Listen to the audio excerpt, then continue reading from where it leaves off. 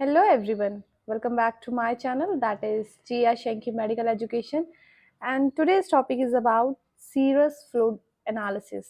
But before starting this video, I am requesting from all of you that please do subscribe my channel that is Jia Shenki Medical Education and share this video. चलिए आइए video को शुरू करते हैं. आज का topic है serous fluid.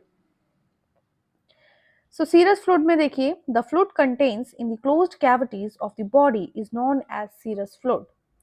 The closed cavities of the body are, देखिए serous fluid क्या होता है, जितनी भी हमारी बॉडी के अंदर क्लोज्ड कैविटीज होती है उसके अंदर जो फ्लूइड्स होते हैं वो सभी फ्लूइड्स किसके अंदर आते हैं, सीरस फ्लूइड के अंदर आते हैं. जैसे कि pleural cavity around the lungs, lungs के आसपास की जो कैविटी होती है उसको हम प्लूरल कैविटी के नाम से जानते हैं.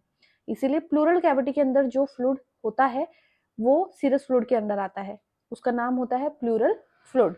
उसके बाद पेरिकार्डियल कैविटी जो कि हार्ट के अराउंड होती है.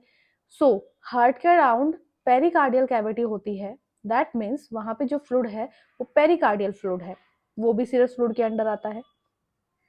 Then there is a peritoneal cavity around the abdomen, वो एब्डोमेन के अराउंड होती है, दैट मीन्स जो उसकी जो फ्लूइड का नाम है उसका नाम है पेरिटोनियल फ्लूइड. ओके, सो सीरस फ्लूइड के अंदर कौन कौन से फ्लूइड्स आ गए, pleural fluid, pericardial fluid and peritoneal fluid. ये तीनों के तीनों फ्लूइड सीरस फ्लूइड के अंदर आते हैं. Then each cavity is covered by a smooth transparent membrane known as serous membrane. देखिए जितनी भी कैविटीज है ना वो सारी की सारी कैविटी एक सीरस मेम्ब्रेन होती है जिससे कवर्ड होती है.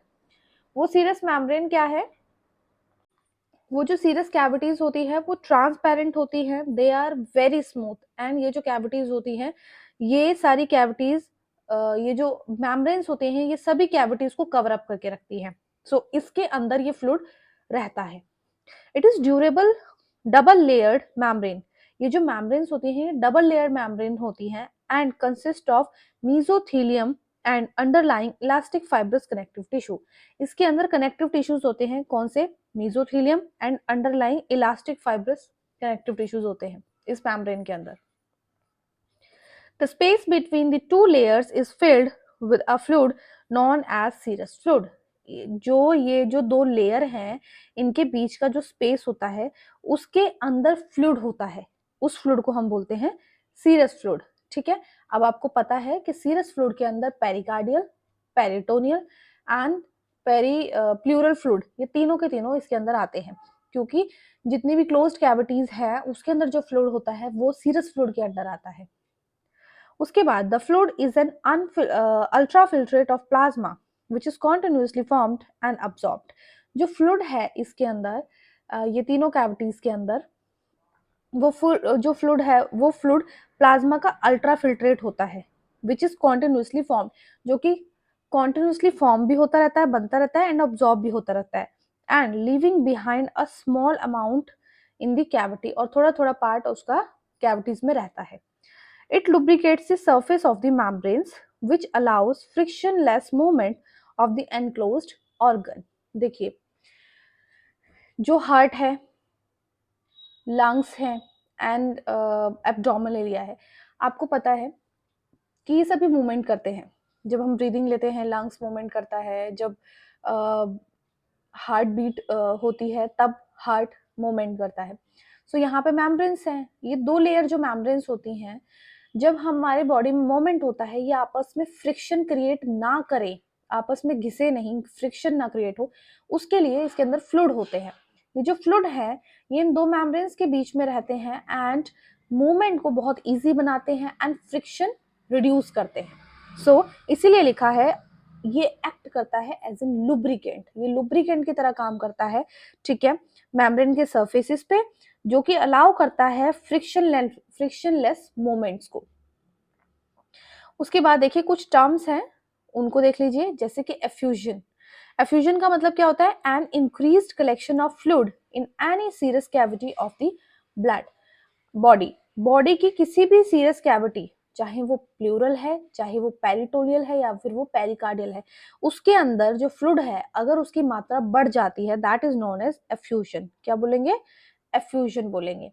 And there is a transudate. Transudate मतलब a fluid which accumulate in any serous cavity on account of non inflammatory condition.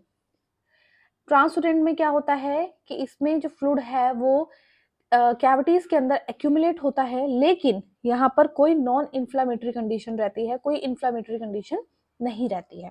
Then there is a exudates. Exudates में a fluid which accumulate in any serous cavity on accumulates in any serous cavity on account of inflammatory condition. देखिए, transudate and एक्सुडेंट में यही अंतर है कि जो ट्रांसुडेंट होता है उस केस में क्या होता है कि वो कैविटी के अंदर जो फ्लूइड है वो एक्यूमुलेट होता है, लेकिन वहां पे नॉन इन्फ्लामेटरी कंडीशंस होती हैं। लेकिन एक्सुडेट में जो फ्लूइड है वो एक्यूमुलेट होता है कैविटीज में, लेकिन वहां पे इन्फ्लामेटरी कंडीशंस होती हैं। आई होप आपको ये क्लियर हो गया होगा। अब बहुत इंपॉर्टेंट टॉपिक है जो कि एग्जाम में आता ही आता है कि ट्रांसुडेंट एंड एक्सुडेंट के बीच का डिफरेंस देख लीजिए। सो देखिए, पैथोजेनेसिस के बारे में बात करते हैं। पैथोजेनेसिस का मतलब क्या होता है? डिजीज कैसे कॉज करते हैं, ठीक है। ट्रांसुडेंट के बारे में देखिए, ultra filtrate of plasma due to increased hydrostatic pressure with normal vascular permeability, non inflammatory process. ये जो ट्रांसुडेंट है ये अल्ट्रा फिल्ट्रेट होता है प्लाज्मा, ठीक है, जिसकी वजह से हाइड्रोस्टेटिक प्रेशर इंक्रीज होता है और वेस्कुलर परमेबिलिटी नॉर्मल रहती है, मतलब कि नॉन इन्फ्लामेटरी प्रोसेस रहता है, ये कोई डेंजर वाली बात नहीं है। Then there is a exudate. Exudate में क्या है? Accumulated fluid due to increased vascular permeability. यहाँ पर क्या है, जो वेस्कुलर परमेबिलिटी है वो यहाँ पे इंक्रीज हो रही है और यहाँ पर नॉर्मल थी, ठीक है, और इसी वजह से यहाँ पे इन्फ्लामेटरी प्रोसेस होता है। अपीयरेंस के बारे में बात कर लीजिए। सो अपीयरेंस में देख लीजिए आप, जो ट्रांसुडेट फ्लूइड होता है वो क्लियर होता है या फिर पेल येलो होता है, एंड जो एक्सुडेट फ्लूइड होता है वो टर्बिड या फिर ब्लडी होगा। स्पेसिफिक ग्रेविटी के बारे में बात करें, सो जो ट्रांसुडेंट फ्लूइड होता है वो लेस देन 1.015 रहता है, एंड एक्सुडेट वो मोर देन 1.015 रहता है।